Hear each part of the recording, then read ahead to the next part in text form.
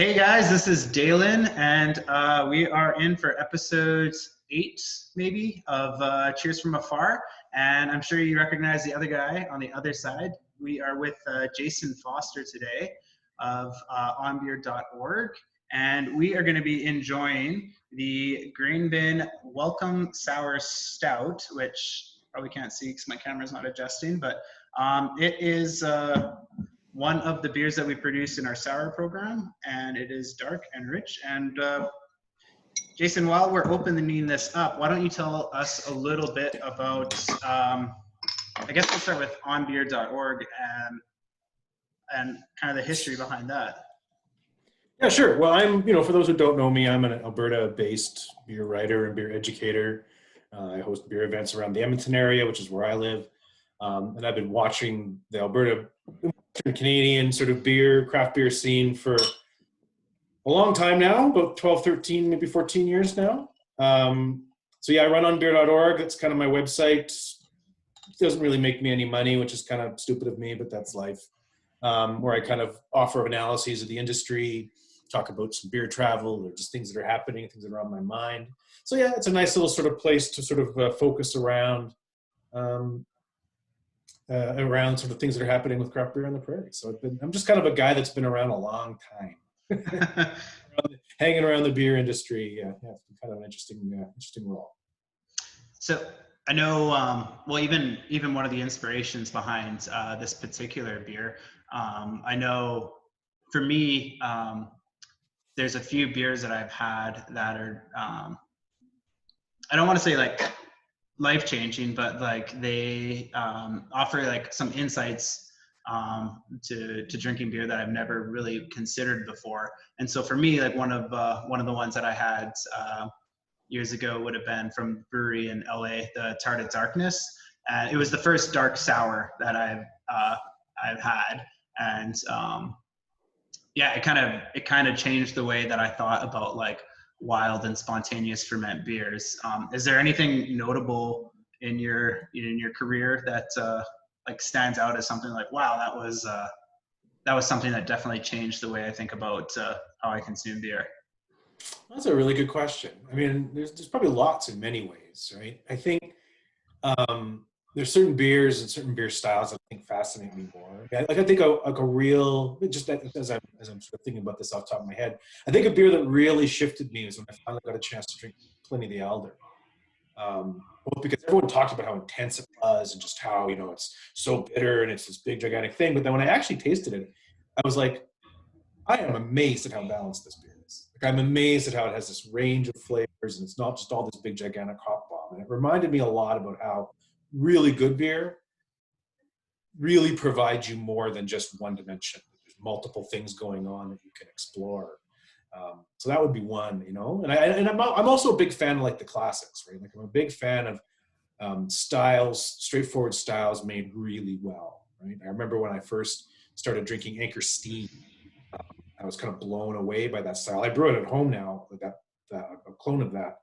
A lot because I really have fallen in love with that style, and so that's the kind of thing that I always found myself kind of remarking by is like noticing a beer that is normally a style that maybe most people might pass by and stopping and going, whoa, I really like what's going on in this particular beer, right? So it's like a lot of that kind of stuff I find I'm attracted to. Oh, awesome. So if we went by your house right now, it'd be a steaming fermenter of some California Common or something on your roof. Cooling? Well, quite commonly, actually, I did brew just a couple days ago. My first brew of the season. And I did up an Irish Red Ale, American IPA. So no steam here this time, but about once every 2 years, I'll brew up a steam beer just because I got to go back to it. What's your favorite beer to brew? Again, I like to mix it up. I guess my Irish Red I go back to quite a lot. I've got a great oatmeal stout recipe that I'm proud of. Back when I competed in homebrew competitions, I think it won me more medals than any of my other beers. So I just really like it. It's got a nice, rich, kind of creamy feel to it. Like I said, there's a number of kind of beers. I like a white IPA that I do. I really appreciate that style as well. I don't get too creative. I haven't done any sours or anything with Brett because I'm just paranoid as get out that I'm gonna like completely contaminate my entire brewery and wreck everything. A few years ago, my wife started playing around with kombucha. Straight batches, I would get it in the bottle, secondary fermentation that I'm convinced came from her kombucha batch, right? So I finally evicted her kombucha to a neighbor's house. So I'm a little nervous about the whole sour thing on my end. But I those of you who do it to know how to do it well, because clearly, so I had not had this beer knowingly before. Judging the Alberta Beer Awards, which we'll get to in a moment, of course, this won gold in one of the categories, and so I did then taste it in the best of show round, but didn't know it was yours at the time. So I can't speak to what I was tasting at that point because there were like 30 different beer that we were doing. Why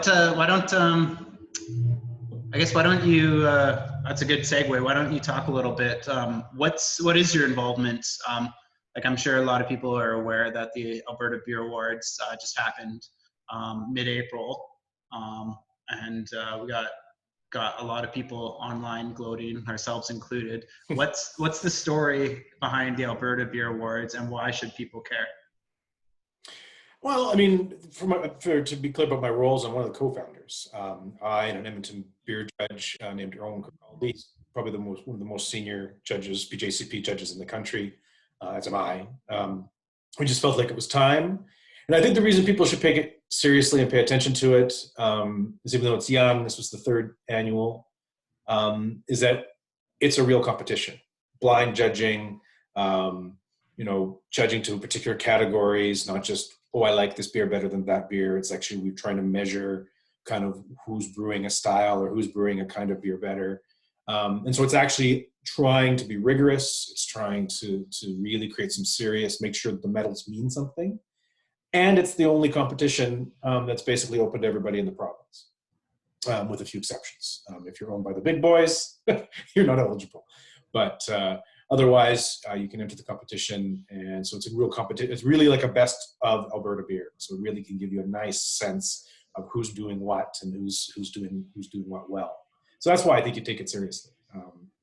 We think it's worked out quite well. It's grown every year. We've learned some lessons, as you do in any young venture, but I think we're improving it each year. It's getting bigger, and I think we're slowly building credibility on it. And I should quickly highlight, neither Owen or I make any money on it.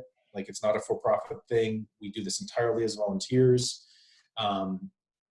We do scoop up some free beer during the judging weekend, but other than that, it's done completely free of charge. Nobody's making any money on it. So that's it. There's no money behind the back saying, well, if you give me a gold medal, I'll give you X, right? Yeah. It is the beer being judged based upon the quality of the beer.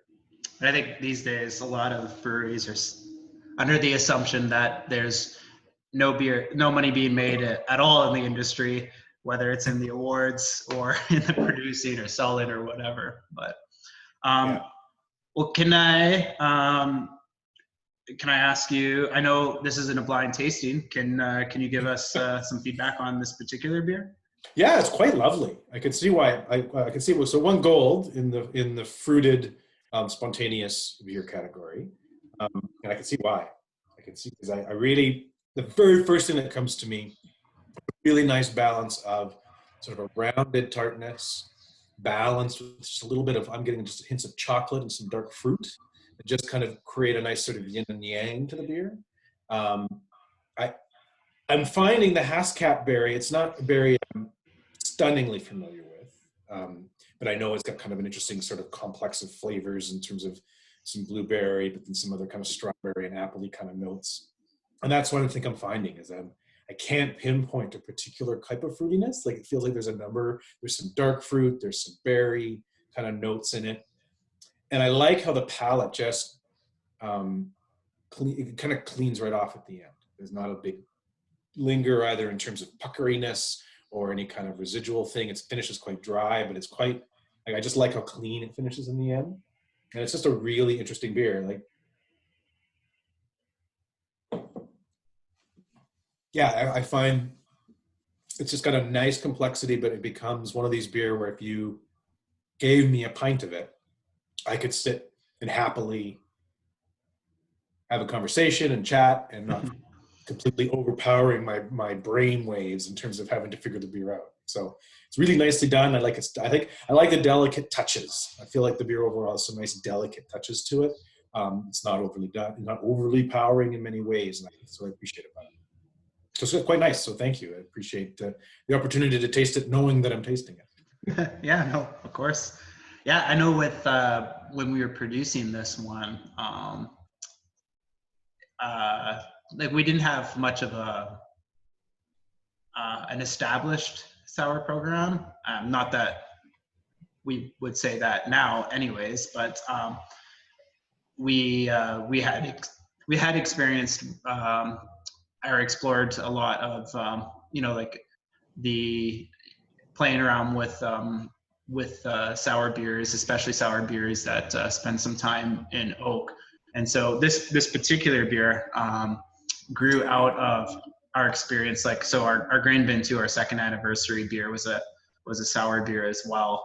And I know when we were producing that one, the base for that beer was actually a Scottish wheat heavy. So we did something that was just like cloyingly sweet. It was just syrup in the bottle. And we thought, you know what, this would be a really fun one to see how that balance of sweet and sour turns out over the course of the next couple of years. And so so that one was inoculated, and then spent some time in barrels to see just essentially just like a science experiment to see what would come of something that had so many like remaining like dextrins and sugars in the beer, and like a ton of stuff for that particular one was a lot of Brett, to see exactly what happens. And so we really enjoyed Grain Bin 2. And so that is the Welcome is what actually went into the barrels next, just because we wanted to we found that balance of like acidity was something that we really enjoyed. Like, it's tart, but it's not vinegar. You're not getting a ton of like acetic acid, and we were really wanting to keep that going. And so so the Welcome went in there next, so that it could kind of naturally inoculate with the same strain from the 2. And then moving forward, like our Solera series was birthed out of those original barrels, which turned into tables eventually once they started getting a little bit leaky. But yeah. How long was this one in the barrel? It's a good question. I don't have I don't have my notes in front of me. It was at least 9 months. And I think what had happened was, so our lease in our original space, which you came and saw our original space, that the bay kind of behind near the cemetery. So our lease in our original space was running up, and so we had emptied a couple of bourbon barrels. We did a bourbon barrel aged Pilsner. We emptied the bourbon barrels with the Pilsner in it, moved the barrels to our new location while they were empty, and then kegged the wee heavy that went into the barrels next, inoculated them, and then at that point, when our second lease was up at our second location, we did the exact same thing. So we emptied the barrels, moved the barrels to this location, and then oh no, it would have been closer to 6 months then, because we did the same thing with the Welcome, because we released the Welcome when we opened up here. Okay. So yeah, it would have been probably exactly 6 months. Okay. Yeah. Okay. That's cool. And that might explain maybe, because I'm not getting a ton of bread out of it, right? I get sort of some other sort of barrel notes and some overall sort of some lacto and some other kinds of other sort of souring agents, but the Brett's pretty subdued, I find. But I think you were talking about sort of the nature of the sourness. I think that's one of the appeals of the beers. It's so obviously not a kettle sour, right? And that makes such a huge difference. I mean, kettle sours are wonderful, and they've got their place and their role because they're these nice, sort of sharp, refreshing, summery patio beers, right? But this shows that a sour beer can be so much more subtle, so much more complex in the overall sourness. And it reminds me very much of what I like to call the old European sours, like the Flanders Reds and the Bruins. And so that you can really tell that this was soured in a barrel with, different cultures of bugs, and it wasn't just lactic in a brew kettle. Again, not to disparage that. That's a completely valid way to do a sour, but they're just completely different beasts. Yeah, I mean, we love our kettle sours as well, and and we love brewing them, we love drinking them, and we love selling them because they move quick. But but yeah, there's something about there's a lacking complexity that just isn't there, and I guess that's why like a traditionally soured beer is going to come with a little bit more of a heftier price tag than a kettle sour will. Well, it takes more time, takes up space, takes just a whole bunch more reasons why it's a more premium product, right? Mm-hmm. This is natural. We has there been anything in the Alberta beer industry that has kind of like surprised you? I know, like, it almost seems like there's a ton of surprises, and we're never getting the end of surprises, like from Alberta changing the regulations and going from 8 breweries to 110 or whatever we're at now, to like people adjusting to COVID and like different things coming out of the woodwork. Is there any surprises that you're finding that you didn't necessarily predict? Yeah, good question. I mean, you mentioned COVID. I mean, I think obviously nobody saw COVID coming, and so we couldn't really sort of predict it. But I've been remarking on the resiliency and the flexibility of breweries in the industry to figure out how to cope with this, whether it be overnight setting up delivery, whether it be some of the breweries have started producing hand sanitizer as a way to contribute to the fixing the crisis. And it's been amazing to me how quickly and how nimble they can be. If I were to think about surprises, I think for me, what I wasn't quite expecting at the speed in which it came, essentially the shifting of the business model. And what I mean by that, and not to bore people with too much history, but like throughout the 90s, when the old guys, Wild Rose, Alley Cat, Brewster's, the first sort of wave of Alberta breweries opened up in the late 90s and early 2000s, there was basically one model, right? You have a core lineup of 3 or 4 beer. One of them's some kind of pale blonde ale or a lager. One of them's a dark brown ale or something. One's more hoppy, and maybe and then something with fruit, right? That was the model.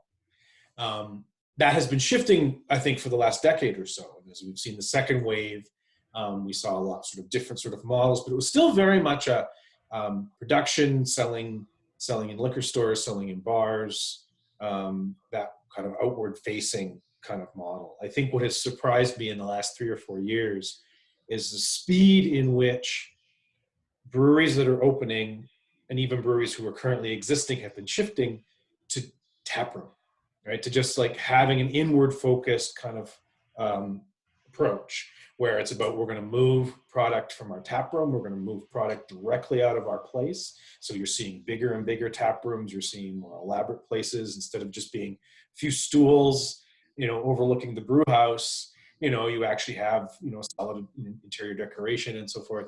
And I just think that surprised me. I didn't quite expect that shift that quickly. And it's a fascinating one to me because it almost feels like it's the opposite of where most industries are going. Most industries are going to, agglomeration and getting bigger and kind of getting more standardized because that's where the economics of scale are. And so I think it's interesting that our local brewing industry is kind of really, really embracing that notion of local. And I think that's a great thing. It's a really positive. But I think I was expecting more, I was expecting more breweries of sort of production kind of scale and of province-wide distribution and outside the province if they can do it. And we're not seeing very much of that. Most of the places that are opening are much smaller. And I think that's a good thing. And it's probably what's going to help as we kind of think about post-COVID. It's going to help a lot of these places survive. It's going to be hard for them in the meantime because it's hard for everybody right now.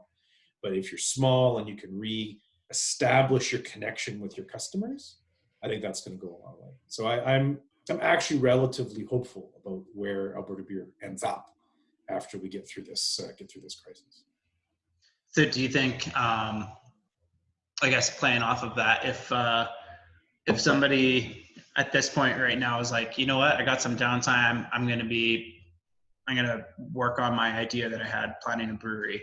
Do you think they're going to be planning something like regionally or a production brewery, or do you think that most people are going to be doing something like taproom focused? I mean, I think I think most are going to look at more taproom focused or some kind of anchoring. I would have said we would see more brew pubs, but I think the COVID crisis has probably put a dent in that business model in a fairly significant way until we see what happens post. So I think most would be thinking about opening at a much smaller scale. I mean, a brewery just opened this week in Alberta, right? It's a pretty challenging time to open, but it's Sturgeon Brewing up in Morinville, really tiny operation, which means they probably can get away with opening during this crisis because they'll have a very hyper-local client base. But so I think the era of the big regional sized brewer, the one who kind of takes over, 2 or 3 provinces, produces at high levels with, brew houses of 100 or 200 hectoliters. I think that's gone. I think that model just can't work right now. And I think those that can anchor themselves in a local community, those that can anchor themselves in something that gives them some loyalty at a local base is kind of where the model is. I mean, I think you're in many ways, Grain Bin's a good example of that, right? You've got very much your grain, right? Obviously you distribute down to Edmonton and other places, but your home business is Grand Prairie. You service Grand Prairie, you're Grand Prairie's brewery, and that's a good thing. It's a way that I think you create resiliency in your brewery. And so I think that if I were to advise someone who's sitting down to say, oh, I've got some money and some investors, and I want to open a brewery, I think I'd advise to them, build for scalability, but keep your focus initially to be quite modest and quite focused around taproom and local consumption. How about you as a consumer? When I know, going off of some of our experiences in the past, we found that whenever we would release a new beer, that would be like a record-setting day. Like we release a new beer, and then it flies off the shelf, and we're just like, great, let's do something new again. And I mean, so I think right now, 4 years in, we're at maybe like 110, 120 different styles that we've released commercially. But we found that, especially judging from, maybe it's just based on social media response and stuff like that, but especially in some of the more, I don't want to say crowded areas, but some of the places where there's a few more options, we've noticed that it's maybe a new beer isn't necessarily something that's going to be driving the crowds in. And it seems almost more like, especially this last, not the summer that we're entering into, but last summer in Calgary, I don't know if there was a week where a new brewery didn't open. Yeah. And it seems like the honeymoon phase is a lot shorter, and instead of trying a new beer from an existing brewery, people are kind of looking more to trying the new brewery out rather than a completely new offering from an existing brewery. Is that something that you're kind of noticing as well, or is that just my skewed viewpoint from being so far removed? No, I think you're right. I mean, I think the last 2 or 3 years in Alberta was really, there were so many, especially if you go to Calgary, right? There were so many new breweries opening up that it really was not whose new seasonal release is out today. It's what's the new brewery that's open this month. Let's go there, right? Let's try their beer out. I think my sense is that, and I always thought that wasn't going to last, because we were never going to continue that pace of new breweries that we saw for 2 or 3 years. And we're already seeing in 2020, even before COVID, was going to be a much slower year in terms of new breweries. And so that dampens itself down a bit eventually. And I've always, like, it's always a dilemma, I think, for a brewery around doing all these new releases, doing, 20 different breweries a year or whatever, versus trying to create a stable that you can rely on. And, thinking back to the history again, right? It used to be you had to have a stable you could rely on, right? Apricot kept the lights on at Alley Cat for a decade, right? That was the only beer that kept them operating, because it sold so much more than their other beer. And I could go through all the old breweries and I'd point to the beer that kept them afloat. You can't do that as much anymore. It's harder. But what I think the dilemma is that I think it's a bit of, I think the consumer base is bifurcated. I think there's kind of two streams to it. There's the people who are always chasing the new. They're chasing the interesting. They're chasing the thing that's bigger and more adventurous. And so lots of breweries chase that, and that's fair because it's where a lot of sales are. But I think over the long term, there's a risk there, because eventually you're not going to be the new brewery. Eventually, your beers aren't going to be the cutting edge one because somebody else is going to come along.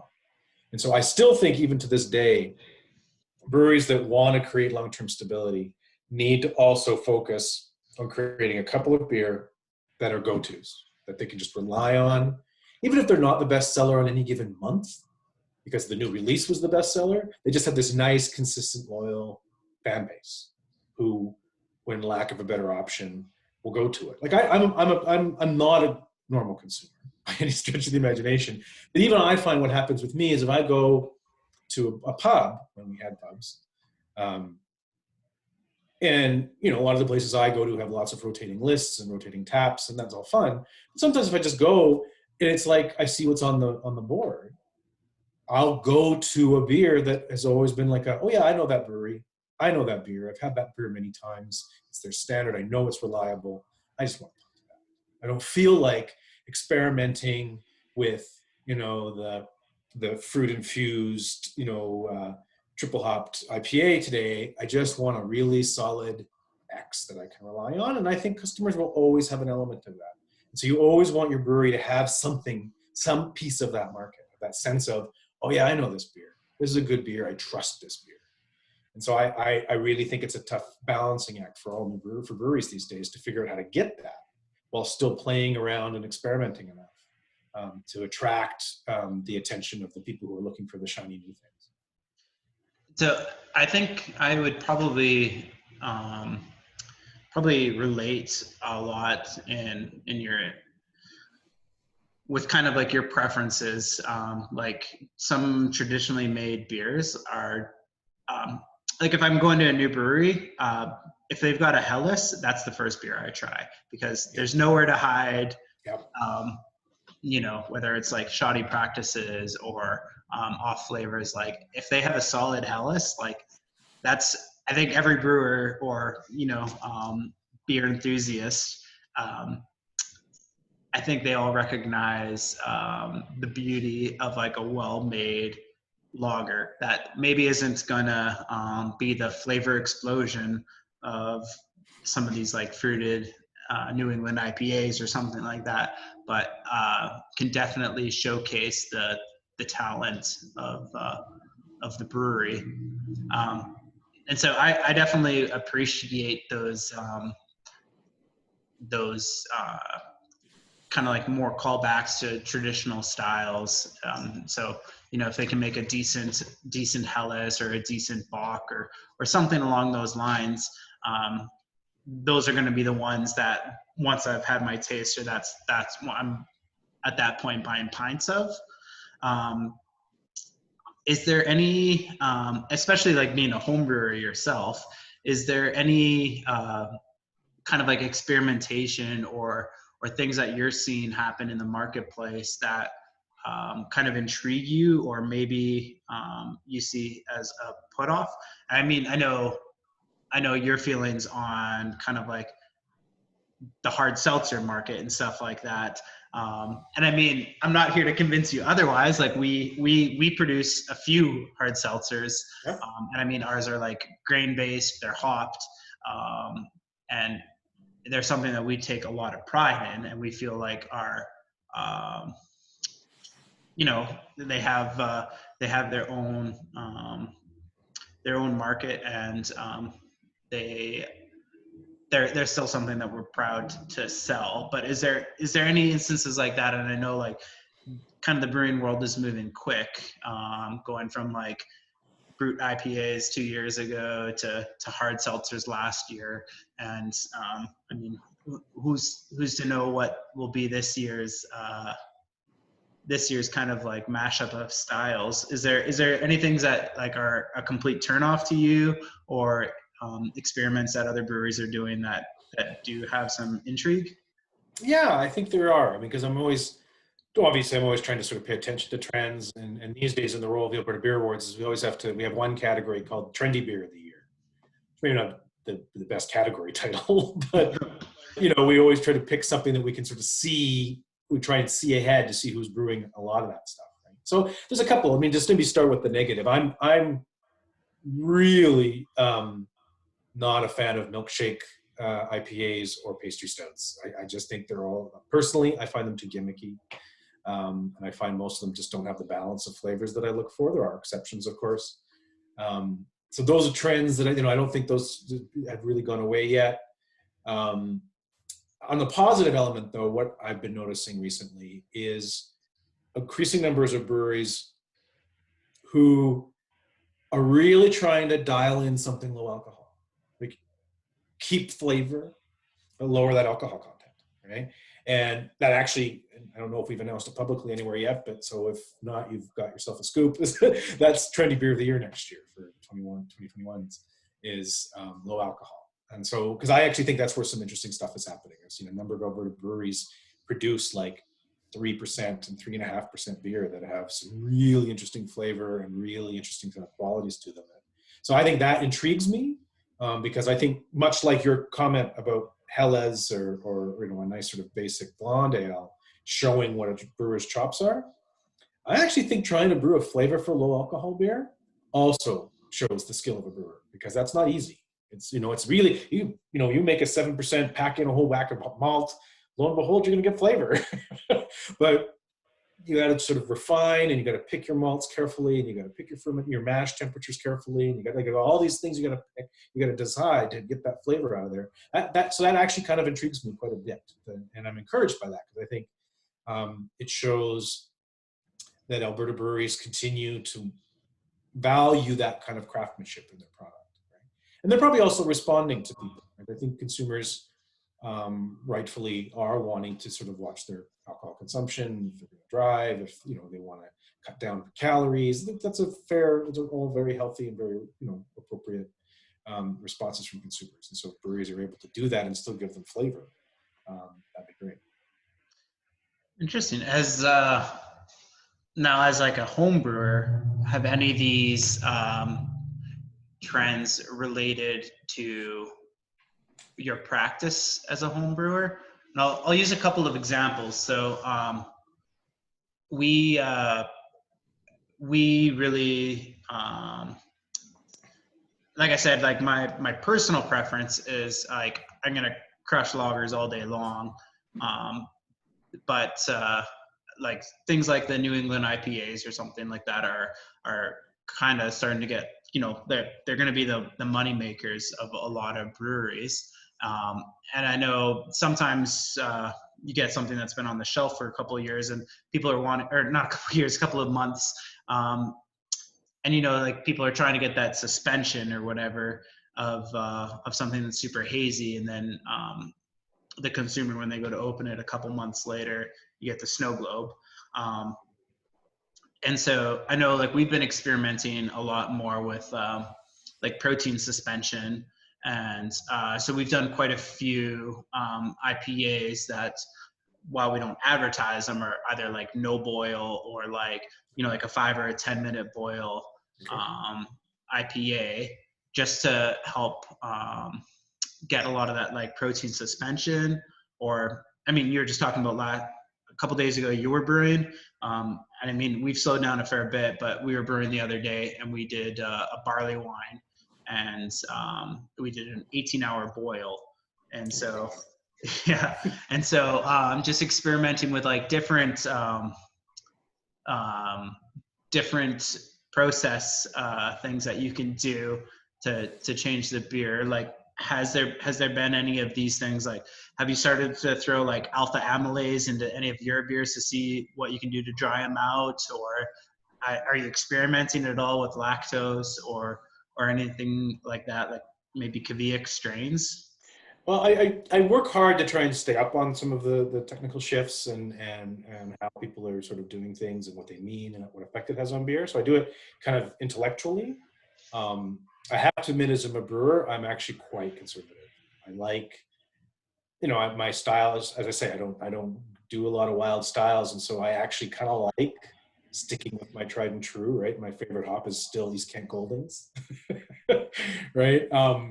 And so, yeah, I as a brewer, I think I'm a lot less adventurous. My wife would probably say I'm kind of that way in a lot of aspects of life.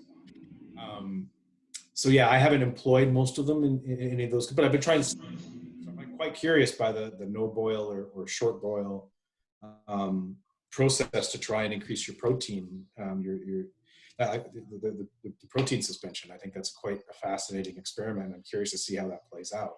I just don't think I'll do it at home. And I think partly it's of I do at home tend to brew traditional styles, and I also think it's to have this unfortunate kind of attitude where it's like I don't get to brew very often. It's finding the time, and so it's kind of like, well, if I'm going to brew, I want to make sure this is going to work. That said, I am this year engaging in 2 different experiments, which I think in the world of beer experiments are not that crazy. I'm actually going to make my first New England IPA later this year. That's my plan. And I want to do a Kvyat yeast experiment where I split a batch. So I make the same beer, split it into 2, pitch one with a regular yeast, and then pitch one with a Kvyat yeast and see. Because one of the things I've always been curious about Kvyat yeast, I don't know how many people watching this will know exactly what that is, but is I'm very curious to actually try and isolate what flavor impacts it has. Like, I know it's basically it's this weird Norwegian family of yeast cultures that could ferment at really, really, really high temperatures and not produce the off flavors that you get from high temperature fermentation. So lots of breweries are jumping on it, quite understandably. But I'm just really, I really want to isolate that flavor if there's a flavor profile. Right? So that's one of my goals, is to do that this year. So I don't know, is that an experimentation or not? I don't know, but that's what I do at home. I leave my experimentation for, tasting other people's experimentation. Well, I'll have to send you a couple more cans, and I know we're Escarpment Labs in Ontario just released a new Kvyat that is supposed to be insanely clean, even at 30 degrees Celsius. And so I know we're going to do an amber lager. I don't even know what you call it, but we're going to try kind of a quick ferment to see how clean we can get something. And we're doing an amber just so it has a little bit of complexity and doesn't eat away our sales of our Helles, because I want to keep making that. And yeah, we did do a beer recently, freshly squeezed, that was a no boil. And actually our first hop edition, we not only was it non-boil, but we didn't add hops until we had cooled it till 140. So I can fire you 140 Fahrenheit. Sorry, I kind of jumped back and forth. I brew in Fahrenheit, but I'm the same. I mash in Fahrenheit and I ferment in Celsius. Yeah, so a lot of it is just like, I don't know. Like, I like pinpointing Fahrenheit, even though it's ridiculous. Like, having something at 152 degrees seems to make more sense to me than. Me too. I've been trying to teach myself on brew days to think in terms of Celsius, because I mean, every other aspect of my life I do Celsius, but I think it's because, I don't know about yourself, back when I learned how to homebrew, and I've been a homebrewer now for, well, I guess it'll be 29 years now. That's how old I am. All we ever had, we had Charlie Papazian. That's who I learned. That's where I got my knowledge of homebrewing, right? And he's American, and so it's just so deeply ingrained what my mash temperature is supposed to be, right? You got your rest in the low 120s, and then you've got your sacralization in the 150s, and you go low 150s if you want it to be a thin body, drier beer, and you go higher. Like I know, like it's all just so deeply ingrained in my brain that I have a hard time telling myself, right, that's 67.5 degrees Celsius, right? It's just. Yeah, we have a new assistant brewer, Caitlin, and she deals in Celsius, and I feel like I'm ruining her. Being like, well, no, this is the way we do it, and it's wrong, but it's also the way we do it. So instead of me learning Celsius, it's just like, okay, you were trained properly in Celsius, and now I'm gonna throw Fahrenheit at you. I'm gonna screw that up on you, yeah. Excellent. Well, I'm not going to take up any more of your time, Jason. Thank you so much for joining us. And I know I definitely really enjoyed the Welcome Sour Stout. I hope you did too. Yeah, no, it's a lovely beer. It's a really lovely beer. It's very, I really quite appreciate, earlier, I really appreciate the nice sort of subtle balances across everything. There's a nice complexity, but it's coming from different components of the beer. It's really quite lovely. Thanks, man. So it is available if anybody's watching and wants to pick some up. We got a few cases left. You can pick it up at the brewery, or you can order online. We do free in-town delivery, and we also do ship province-wide now. So if maybe your local liquor store doesn't have it, we can definitely send you a bottle. But that being said, it is a one-off, and when it's gone, it's gone. So if you want to try it, now is a great time to try it. Again, thank you to Jason Foster for joining us of onbeer.org, and then also one of the guys behind the Alberta Beer Awards. Thank you again, Jason, for your time, and we definitely appreciate what you do, not only with your blog, but your involvement in promoting Alberta beer and helping us become the best we can be. It's been a pleasure. It's been a fun chat. All right. Cheers. Cheers.